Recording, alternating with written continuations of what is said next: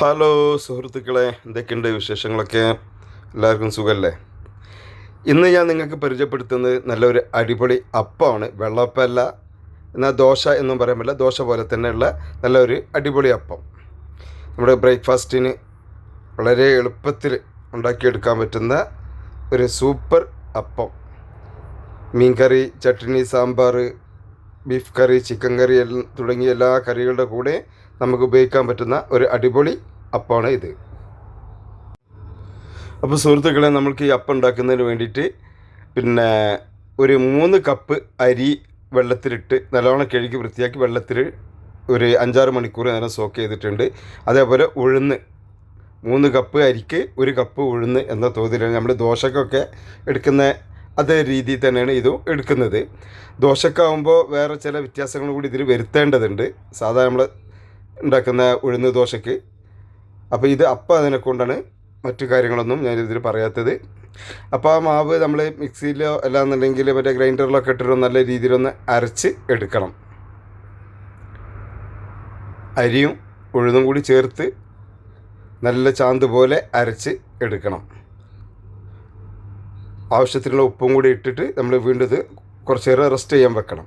കുറച്ച് നേരം എന്ന് വെച്ചാൽ ഒരു 3-4 മണിക്കൂർ റെസ്റ്റ് ചെയ്യാൻ വെക്കണം.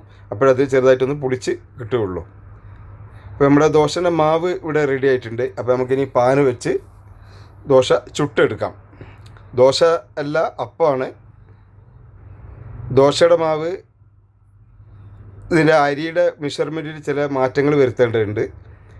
കാരണം 4 കപ്പ് ആണ് നമ്മൾ ഇതിൽ എടുക്കേണ്ടതെന്നുണ്ടെങ്കിൽ അതിൽ 2 കപ്പ് പച്ചരി, 1 കപ്പ് പുഴുങ്ങലരി, 1 കപ്പ് ഉഴുന്ന് എന്നാണ് ദോശയുടെ കണക്ക്. പക്ഷേ ഈ അപ്പത്തിന് അങ്ങനെയല്ല. അതാണ് ദോശയുടെ മാവും ഈ അപ്പത്തിൻ്റെ മാവും തമ്മിലുള്ള വ്യത്യാസം. പിന്നെ ദോശയ്ക്ക് നമ്മൾ നല്ല രീതിയിൽ പരത്തി കൊടുക്കണം. ഈ അപ്പത്തിന് നമ്മൾ അങ്ങനെ പരത്തേണ്ടതില്ല. ചെറുതായിട്ടൊന്ന് ഒഴിച്ച് ചെറുതായിട്ടൊന്നും നടുഭാഗം ഒന്ന് വെല്ലം ഒന്ന് പരത്തി കൊടുത്താൽ മതി. അപ്പോൾ നല്ല ടേസ്റ്റി ആയിട്ടുള്ള ഒരു അപ്പം തന്നെയാണ് ഇത്. നല്ല തൂവെള്ള കളറിൽ വളരെ ഈസി ആയിട്ട് നമ്മൾക്ക് ഉണ്ടാക്കിയെടുക്കാൻ പറ്റുന്ന ഒന്നാണ് മാവ് അരച്ച് കഴിഞ്ഞാൽ. അപ്പോൾ ഇത് ഉണ്ടാക്കുന്നതിന് നമ്മൾ പാലിൽ ഒരല്പം എണ്ണ ഒക്കെ കൊടുക്കുന്നത് നല്ലതാണ്. ചില പാന് പെട്ടെന്ന് കിട്ടും. അത് നോൺ സ്റ്റിക്ക് ആണെന്നുണ്ടെങ്കിൽ എണ്ണ കൊടുക്കേണ്ടതില്ല.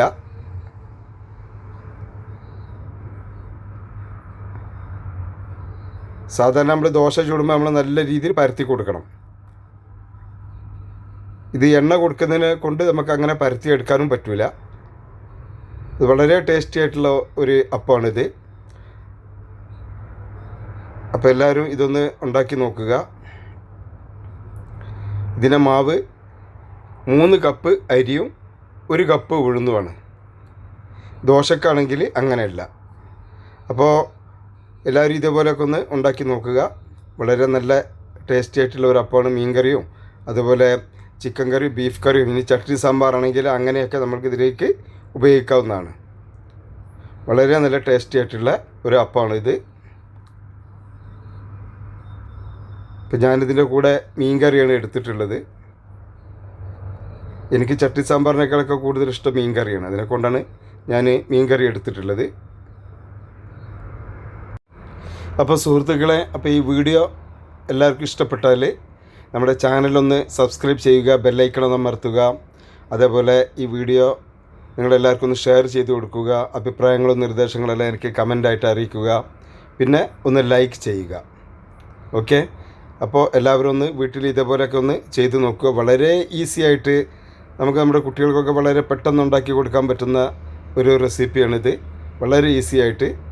ഓക്കെ, അപ്പോൾ എല്ലാവരും ഒന്ന് ചാനൽ സബ്സ്ക്രൈബ് ചെയ്യുക. ഓക്കെ.